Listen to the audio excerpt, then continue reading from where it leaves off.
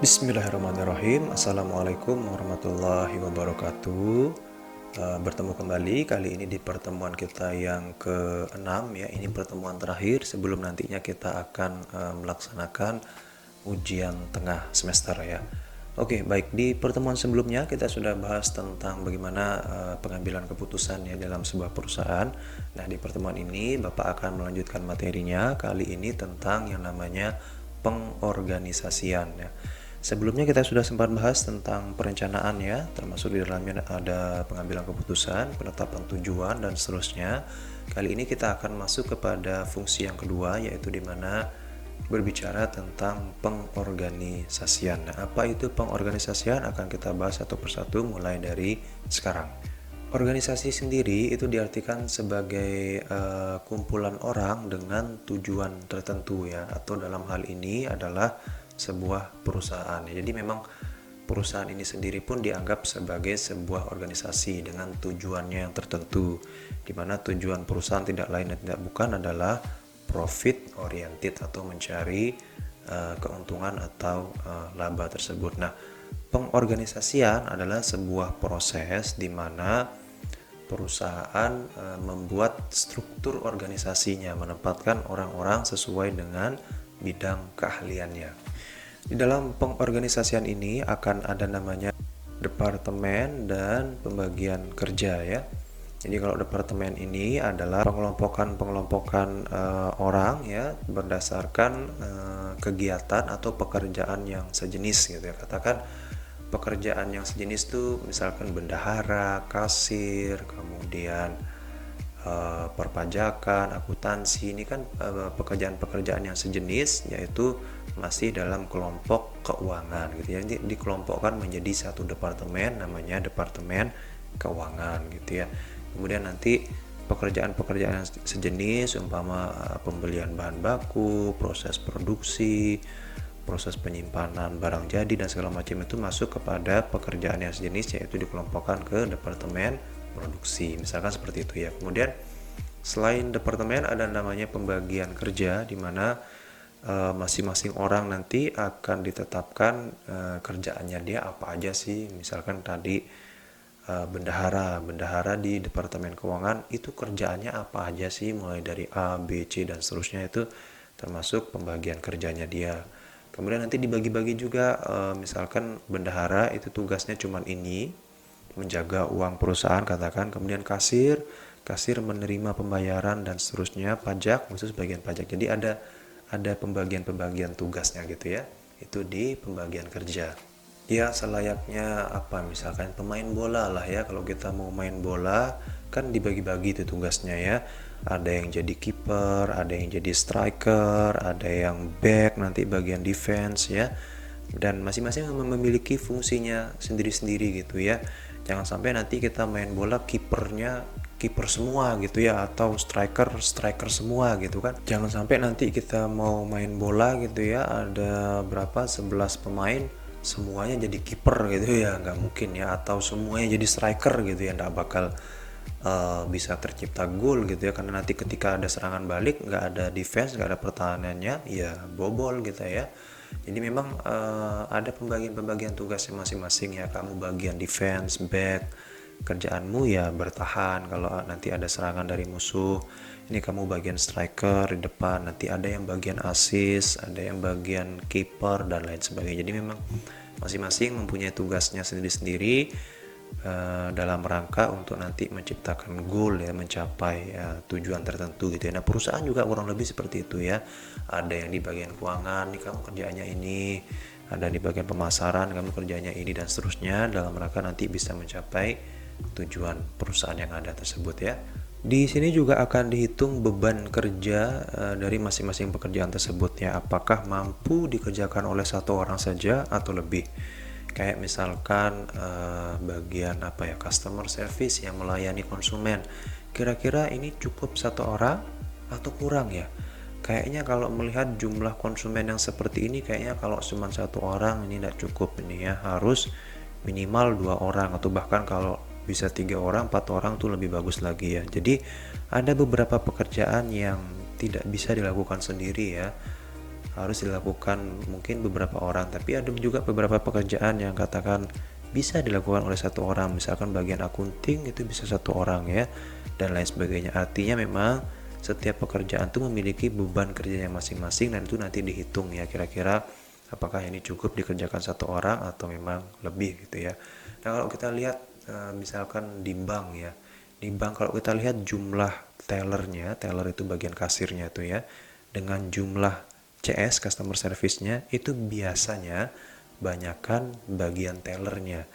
Biasanya bagian CS tuh kisaran 2 sampai 3 orang lah, tapi kalau bagian teller itu minimal 3 orang, bahkan 4, 5 dan bahkan lebih daripada itu ya, karena memang melihat dari bahwa kebutuhan konsumen atau nasabah perbankan itu paling banyak memang ke teller ya. Memang konsumen terbanyak itu katakan dari 10 konsumen mungkin sekitar 7 orang itu akan pergi ke bagian teller dan sisanya baru ke bagian CS ya. Oleh sebab itu memang teller dipersiapkan lebih banyak daripada CS tadi. Itu bukan tanpa alasan, tapi memang berdasarkan pengamatan yang ada ya. Nah, pengorganisasian tersebut akan dibuat melalui yang namanya bagan atau struktur organisasi ya. Mungkin kalian pernah lihat ada struktur organisasi ya. Struktur organisasi yang paling simpel itu kan mulai dari ketua, kemudian ada sekretaris dan ada bendahara ya. Itu yang paling basic, paling simpel lah ya. Tetapi kalau kemudian di perusahaan nanti kan tentu akan lebih rumit lagi ya. Mulai dari nanti yang paling atas tuh ada namanya RUPS ya, atau Rapat Umum Pemegang Saham. Jadi kekuasaan tertinggi di sebuah perusahaan itu ada pada Rapat Umum Pemegang Saham itu ya. Itu rapat yang diadakan 1 tahun sekali dan dihadiri oleh seluruh pemegang saham atau yang punya perusahaan itu hadir semua di sana. Nah itu adalah dianggap sebagai struktur tertinggi karena apapun bisa dilakukan di sana ya. Mau memecat karyawan tuh bisa di sana, mau memindah lokasi perusahaan, mau apa segala macam tuh keputusan semua tuh bisa ada di rapat umum pemegang saham. Jadi itu yang menempati posisi tertinggi. Kemudian setelah itu nanti ada direktur utama, kemudian bisa wakil direktur atau nanti lanjut ke manajer masing-masing departemennya, kemudian ke supervisornya dan terakhir nanti ke level staff atau karyawannya ya. Jadi struktur atau bagan organisasi tersebut disusun dalam bentuk bagan tadi itu ya. Nah tentunya semakin besar perusahaan itu ya semakin kompleks struktur organisasinya ya. Kalau perusahaan katakan perusahaan kecil gitu ya, ya struktur organisasinya paling kecil gitu ya. Bahkan beberapa departemen tuh bisa jadiin satu. Kayak departemen keuangan dan penjualan untuk perusahaan-perusahaan kecil itu bisa dijadiin satu ya. Tapi kemudian kalau perusahaan-perusahaan besar itu bahkan departemen penjualan saja bisa dibagi menjadi 2 atau 3 ya. Jadi banyak banget jadi departemennya gitu ya.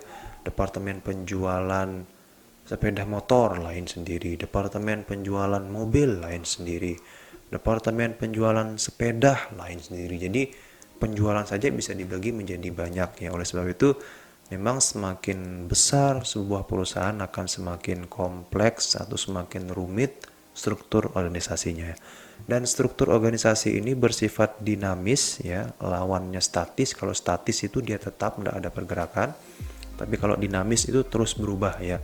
Yang artinya struktur organisasi tersebut bisa berubah sewaktu-waktu. Katakan perusahaan awalnya hanya menjual sepeda motor, maka dia hanya punya departemen penjualan sepeda motor. Karena semakin berkembang perusahaan, semakin maju, kemudian bisa sekarang membuka unit bisnis baru yaitu penjualan mobil, akhirnya dibuatlah departemen baru yaitu departemen penjualan mobil. Jadi struktur organisasi itu bisa berkembang tergantung perkembangan dari perusahaan tersebut ya. Bentuk atau struktur organisasi tadi tersebut ya itu menggambarkan bidangnya masing-masing. Jadi ada bidang keuangan, bidang pemasaran dan seterusnya ya. Itu yang menyamping ya, horizontal bidangnya apa-apa saja. Kemudian ada yang dari atas ke bawah itu menggambarkan bahwa ini atasan, kemudian bawahnya ini adalah bawahannya gitu ya.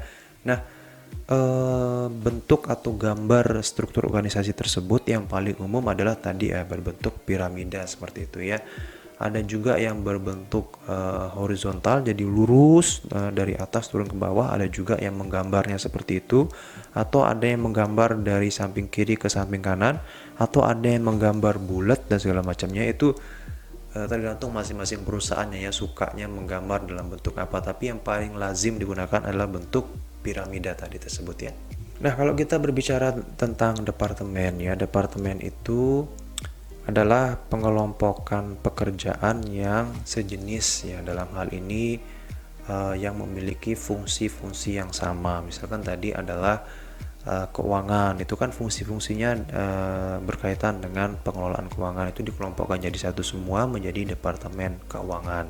Nah, normalnya ya, dasarnya setiap perusahaan itu memiliki 4 departemen. Ini dasarnya ya, kemudian nanti bisa dikembangkan menjadi departemen yang lain-lainnya ya. Yang pertama tadi departemen keuangan, kemudian ada departemen pemasaran, departemen produksi, dan departemen SDM atau personalia ya. Kemudian ada juga istilah divisi ya. Nah, kalau divisi ini itu apa ya? Seperti anak perusahaan ya, atau cabang perusahaan. Jadi dia berdiri sendiri. Ini kalau divisi, katakan divisi penjualan sepeda motor, maka dia berdiri sendiri nih sebagai seolah-olah anak perusahaan. Jadi di dalam divisi sepeda motor ini itu ada bagian keuangannya, ada bagian pemasarannya, ada bagian produksinya, ada bagian SDM-nya juga ada. Jadi semua departemen yang 4 tadi itu ada dalam satu divisi ini, tapi skalanya hanya untuk sepeda motor saja. Nanti yang mobil juga ada divisi mobil, itu juga sama juga seperti itu ya. Jadi seperti anak perusahaan lah gitu ya, dia punya bagian masing-masingnya sendiri yang nanti tetap akan melapor kepada perusahaan induknya ya. Kalau di dunia pemerintahan biasa disebut bagian ya, bagian ini, bagian itu ya. Makanya istilahnya adalah kepala bagian atau kabak gitu ya kalau di dunia pemerintahan ya. Tapi ini kan kita berbicara tentang dunia perusahaan ya, itu tadi ya. Jadi divisi ini dia akan seperti sebuah anak perusahaan lah pada umumnya. Dia akan memproduksi barangnya sendiri, dia akan memasarkan produknya sendiri, dia akan menghitung keuangannya sendiri, dia akan mengelola sumber daya manusianya sendiri selayaknya sebuah perusahaan, tapi skalanya kecil gitu ya. Nah, divisi ini selain dari jenis produknya seperti tadi ada divisi sepeda motor, ada divisi mobil, juga bisa dibagi berdasarkan wilayah. Katakan ini dealer mobil gitu ya. Jadi dibagi-bagi divisinya, ada divisi Mataram. Nah, ini dia khusus menangani penjualan wilayah Mataram saja. Ada divisi Lombok Barat ya, dia khusus menangani wilayah Lombok Barat. Jadi bisa dibagi berdasarkan tadi jenis produknya, atau bisa dibagi berdasarkan wilayah kerjanya masing-masing, itu bisa ya.